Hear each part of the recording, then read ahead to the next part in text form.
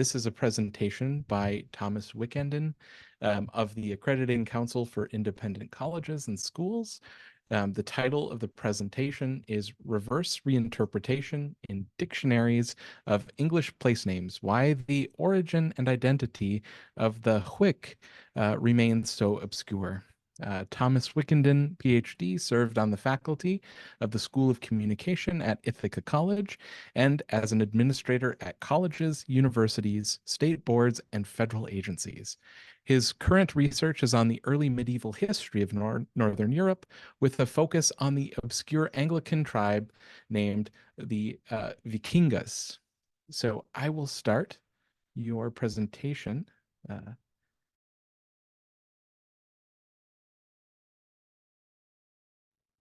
Hello, my name is Tom Wickenden.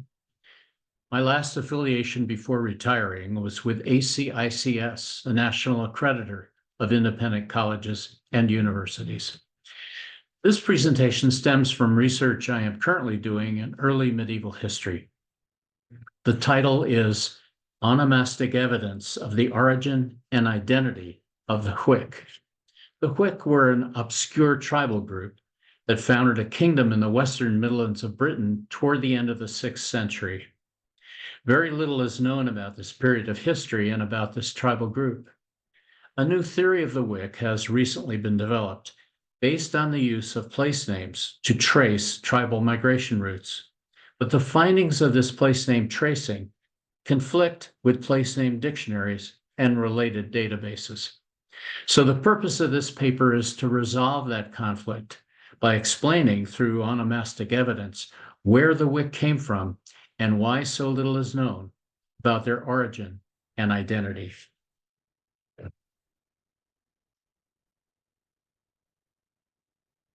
This presentation includes an introduction, which describes how little is known about the settlement of Britain by small tribal groups like the Hwicce, and the main points of the new theory regarding the origin and identity of the Hwicce.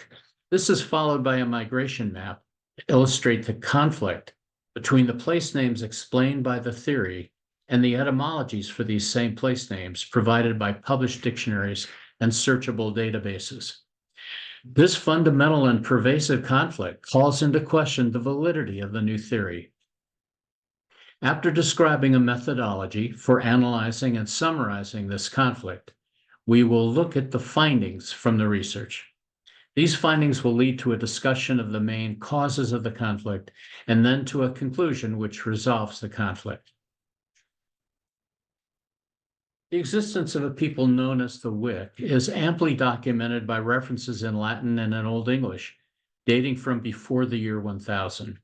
However, until recently, there has been no credible theory about the origin and identity of this tribal group. Many historians have commented on how little is known about Britain in the 5th and 6th centuries and about the settlement there of Germanic tribal groups like the Hwicce. Here are 3 examples. J.N.L. Myers wrote in 1988, quote, "Between Roman Britain and Christian England, there is indeed a great gulf fixed, a void of confusion, which remains a standing challenge to historical inquiry." More recently, Guy Halsall in 2013 wrote that available sources are so unreliable as to provide, quote, "no idea what happened in British history between 410 and 597. Della Hooke in 2009 wrote a book about the Hwicce in which she stated that the period in which the Hwiccan kingdom was established, quote, "remains one of the least understood in British history." Despite, or maybe due to, this void of confusion, there are over a dozen different conjectures regarding the origin and identity of the Hwicce, but none are really credible. As Richard Coates has observed, quote, "the name of this well-known people of the Southwest Midlands in the Anglo-Saxon period has received no uncontroversial or widely accepted explanation." In a previously published paper, I proposed a new theory of the origin and identity of the Hwicce, based on a research process called place name tracing. The process is used to locate places that are ancient and are aligned with a historic migration. They have names that were derived from the name of a tribal group and that have survived into the present because of their significant role as migration route markers. Using place name tracing, this research found that a tribal group called Wicingas migrated from the continent and across Britain to the Western Midlands, constructed a new name as the Wic, and created and colonized a medieval kingdom.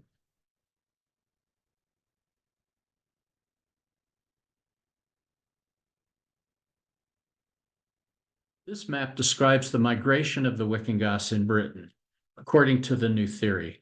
Aside from several expansions, the migrations labeled here in turquoise include the first leg from their arrival in Kent up to their deployment around East Anglia, the second leg, a migration along 3 routes to the Eastern Midlands, and finally the third leg, a migration to settlements in the Western Midlands where they established the Kingdom of Hwicce.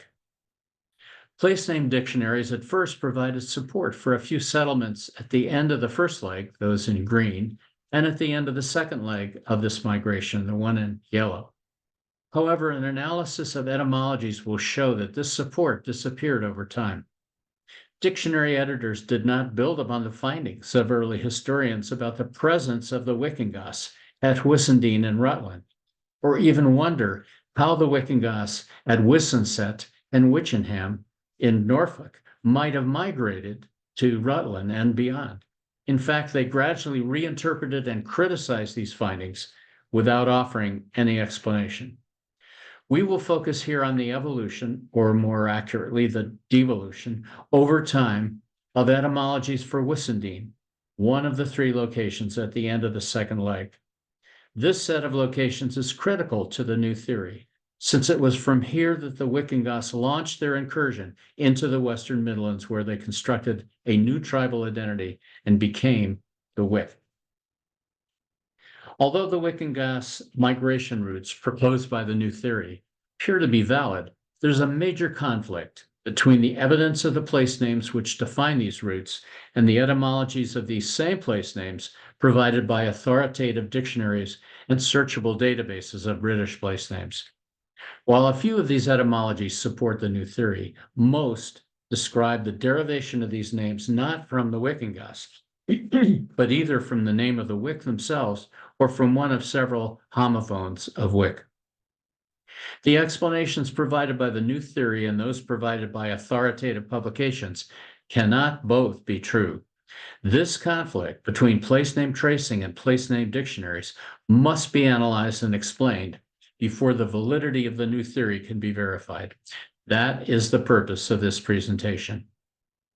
The methodology used to analyze this conflict will be to examine the etymologies for one of the key places, Whissendine, in a sequence of 4 place name dictionaries and 2 databases. By comparing these etymologies, we should be able to see how and when the conflict developed. We will also look at a summary of etymologies across the map of migration routes to get a more comprehensive understanding of the conflict.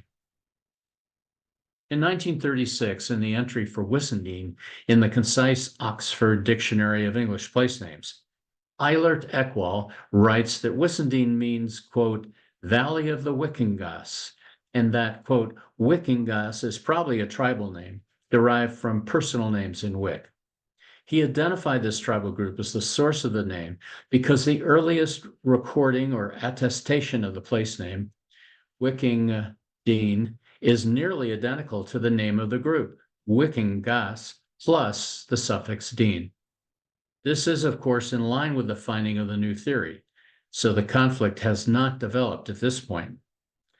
Some 55 years later, in his Dictionary of English Place-Names, published in 1991, A.D. Mills writes that Whissendine means, quote, the family or followers of a man called Wic.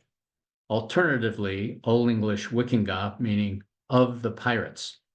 So Mills has reduced the size and the structure of the Wicingas from a tribe to a family or a band of followers of a particular man.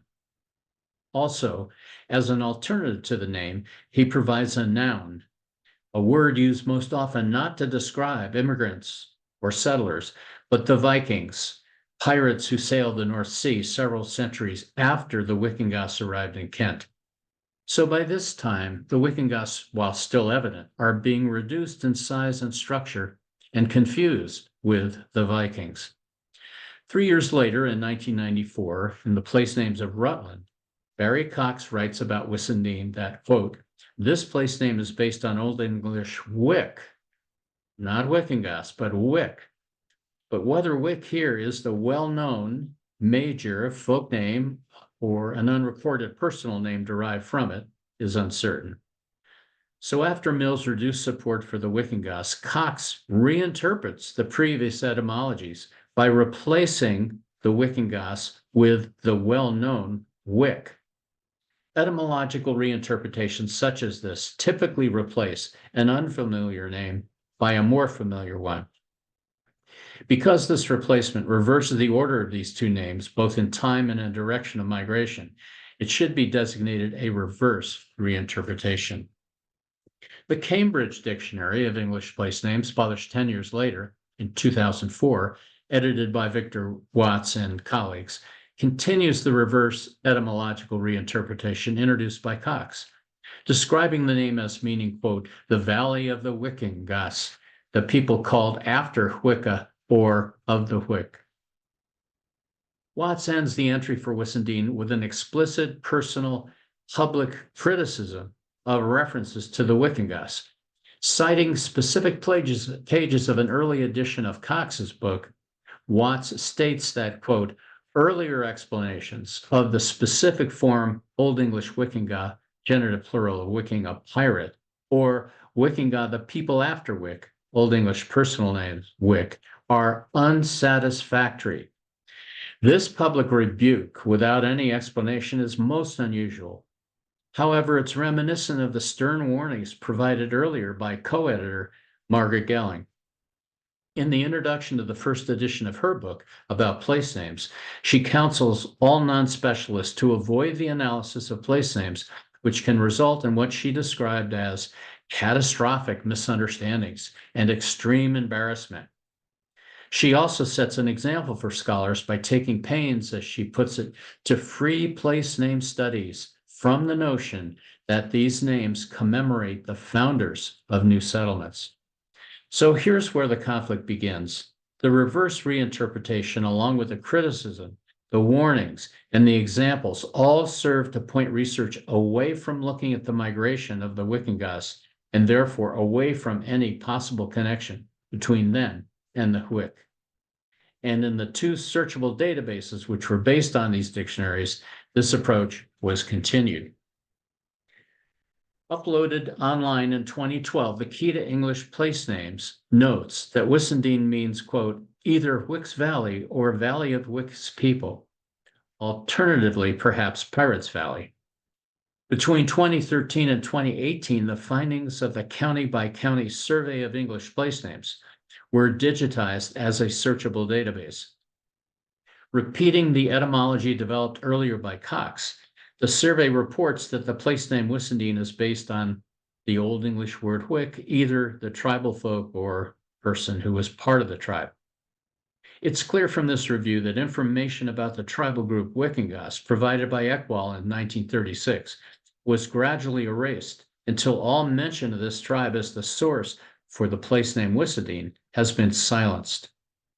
This so-called canceling of the Wicingas as a tribal presence in the Eastern Midlands and the public warnings about references being somehow unsatisfactory not only reversed the interpretation of the place name Whissendine, but they had a chilling effect upon any further exploration of the role and migration routes of the Wicingas.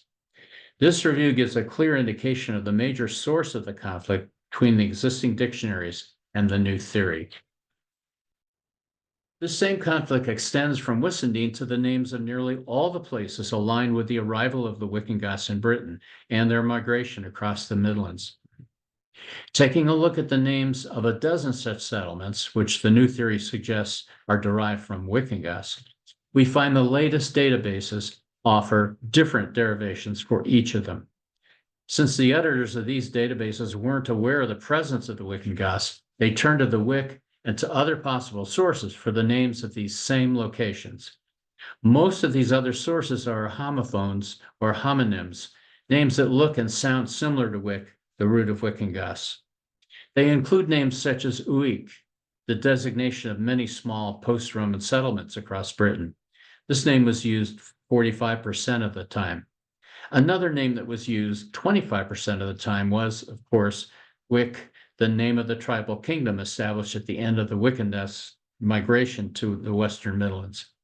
Another name that was used as a source 15% of the time was Hwicce, the name of a type of elm tree native to Northern Europe. And in addition, other miscellaneous sources were used 15% of the time, including hypothetical personal names, tribal names, and unknown Celtic names. Since so little is known about this period of history and about this obscure tribal group, all the new information based on the new theory would naturally be in conflict with received historical narratives. However, the specific causes of the conflict go deeper than the general lack of information, which gave rise to what used to be called Dark Ages. In addition to general obscurity, these findings reveal some specific causes of the conflict. First, the cause which we have analyzed in detail is the fact that dictionary editors reinterpreted the etymology for Whissendine provided by Ekwall, eventually removing the Wicingas entirely from the historical record. This so-called canceling or erasing of the Wicingas as a tribal presence in the Eastern Midlands effectively removed all knowledge of the tribe, replacing it with references to the Hwicce or to homophones of Wic mentioned earlier. Second, the public warning by Watts about references to the Wicingas being somehow unsatisfactory, and Margaret Gelling's warning in her own book that research about place names should be closed to all but specialists on the subject, must have had a chilling effect on any further study of the tribal origin of place names. In addition, Gelling's work about place names and other works, such as Della Hooke's book on the Kingdom of the Wic, both focused almost exclusively on the analysis of topographical information about the landscape, rather than analyzing any habitational information about the tribes that settled the land. The chilling effect of these warnings and examples is another cause of conflict, because it steered scholars away from exploring the migrations of the Wicingas and led thus to an inability to explain how, when, or why the Wicingas became the Wic, as proposed by the new theory. Finally, the conflict between place name tracing and place name dictionaries must also be due to the differences between traditional place name scholarship by historians and new approaches to the analysis of place names from outside the discipline of medieval history. A new paradigm, along with new research methods, theoretical models, and technical tools, have naturally resulted in new explanations that differ from those of traditional scholarship. In conclusion, although the etymologies and place name dictionaries and databases may, on occasion, raise a reasonable doubt about the explanation for a name provided through place name tracing, it's now clear that the new theory of the origin and identity of the Wic is more accurate than these etymologies.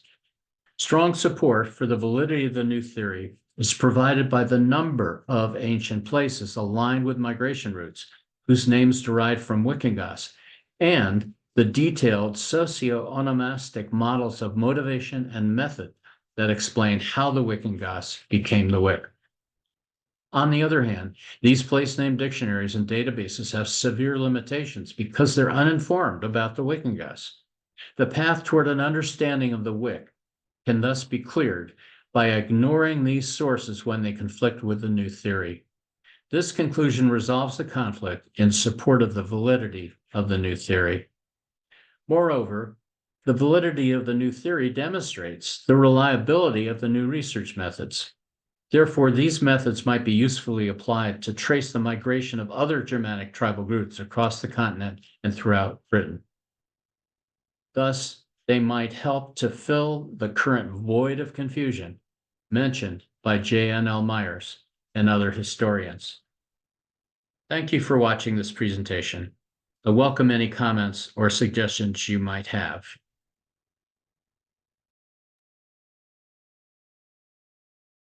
Excellent presentation, Tom. If you are here, I think I saw you. I am. Yes, hello. Thank you, Brandon. Um, I want to first open the floor to questions. Does anyone have any questions for Tom about his presentation of the etymology of this term?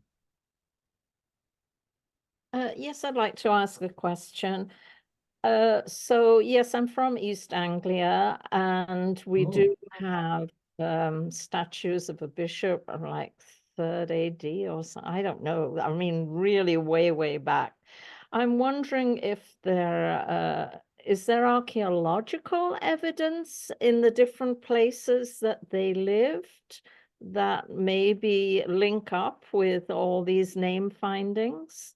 And do you know of anything like that? Yes, thank you for your question.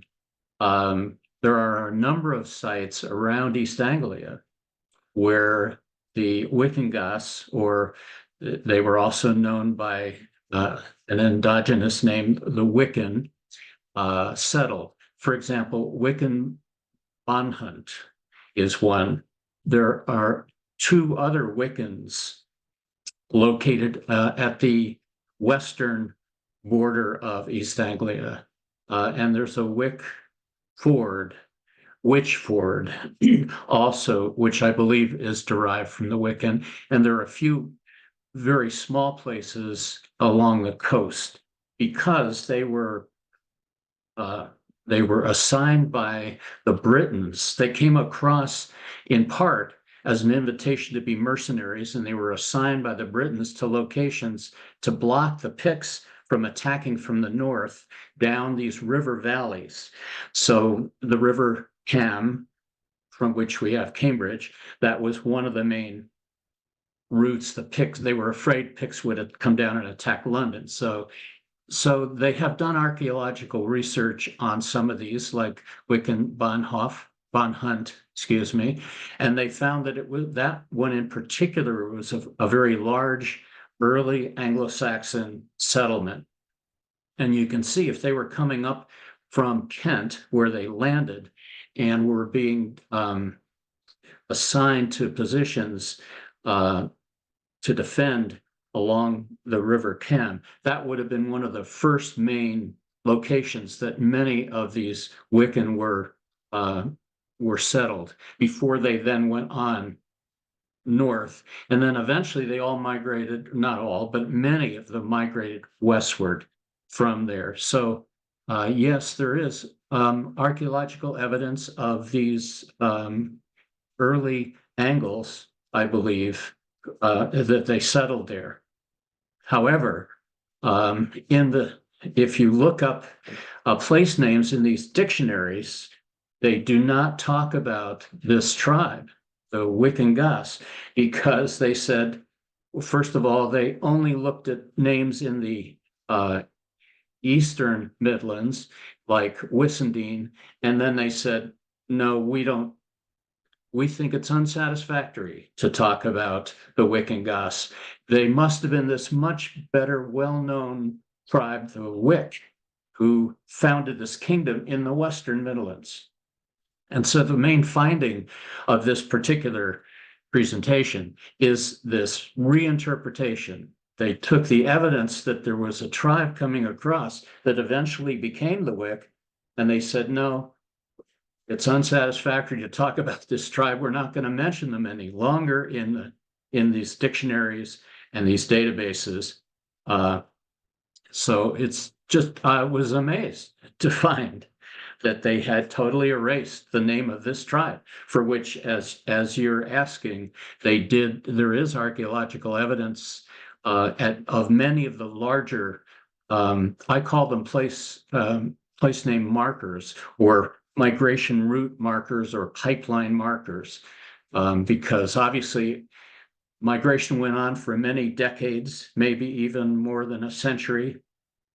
And so people were looking for, well, where's our next settlement that we would then move to 50, 60 miles further on? Does that answer your question? Thank you for that insight. It's there's a question that popped up in the chat that I thought about too during your presentation, and by Alexa. It's a really good question. Alexa mentions this presentation was so interesting. Do you think the canceling was at all intentional or in some way motivated? Well, yes, I think it was both intentional and motivated. The question is, what was the motivation?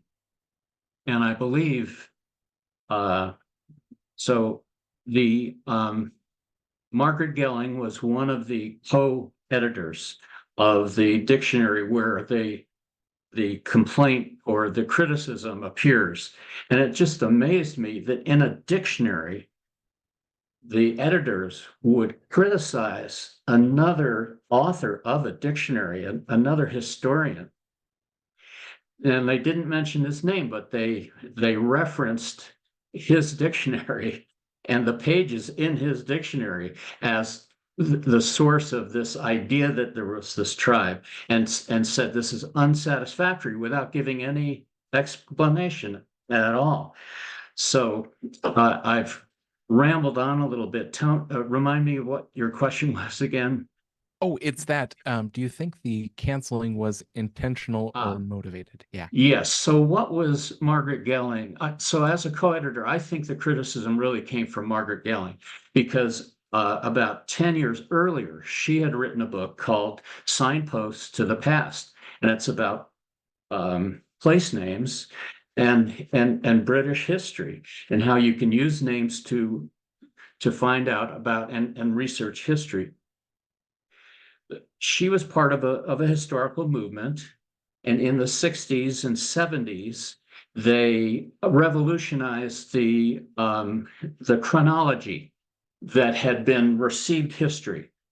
And they used to say, well, all the names ending with the suffix ingas, I-N-G-A-S, like Wicingas or Icklingas or Wolfingas. There are a number of tribes that are known to have had that name.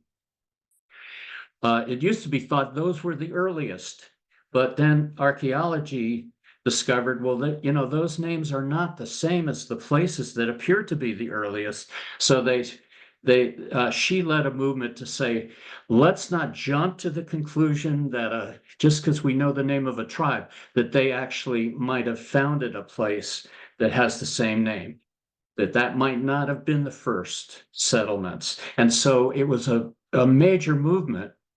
And her book actually was commissioned when they realized there were a lot of current historians who were writing to correct the chronology, but it appeared in articles in journals and not in a book. So her book and her revolution was to try to tell non-specialists, you don't know what you're talking about. There's been a lot of mistakes.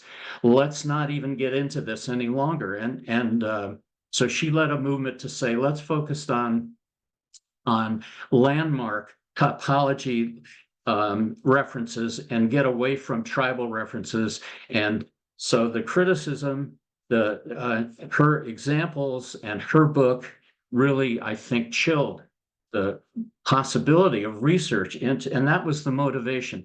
I think she was trying to improve place name studies, but I think she went overboard to say, let's not look at any migration at all. You can't study migration the great thing about place names and early medieval history is it's one of the few sources of information that we have. And she basically said, no, don't go there. So I'm trying to now revive interest in using place names as historical information. Granted, they're complex, granted, they've changed, granted, they're ancient, but still, it's something written that you can work with.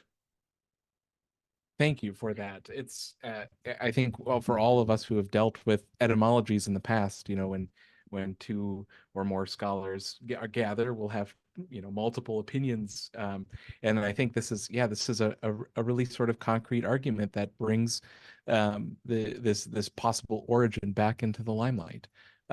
Thank you. So I see one more hand. Anne, did you have a question? I was just going to say that it sounds then that it was less about the tribe of people involved and more about, if we want to call it, academic hubris, correct? That somebody had an opinion and they said it so forcefully that everybody just kind of accepted it. That's correct. Although I think if you begin to look at place names and how to analyze them, I think there are a lot of new ways of going about it that have not been used before.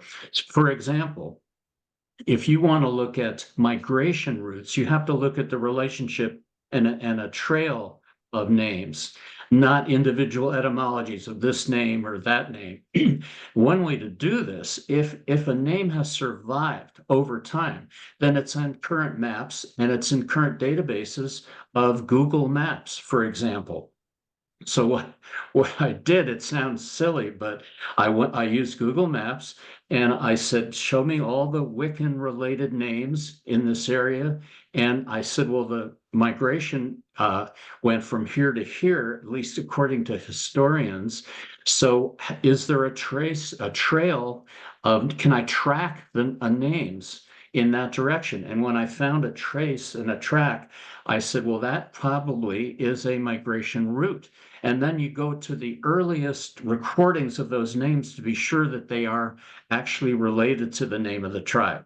So that has not, I believe, been done before using modern mapping technology to map migration routes. Thank you. And I wasn't You're accusing welcome. you of that. I was saying the origin of the problem came about because of a forceful opinion. Well, yes, although I think it was well-intentioned, I'm Yes. sure, because if you read the prefaces to Margaret Gelling's book, she talks about how she's trying to improve early history and the use of place names. So Thank it's you. well-intentioned, but I think an overreaction. Yeah. Thank you so much, Tom, for such a fascinating presentation.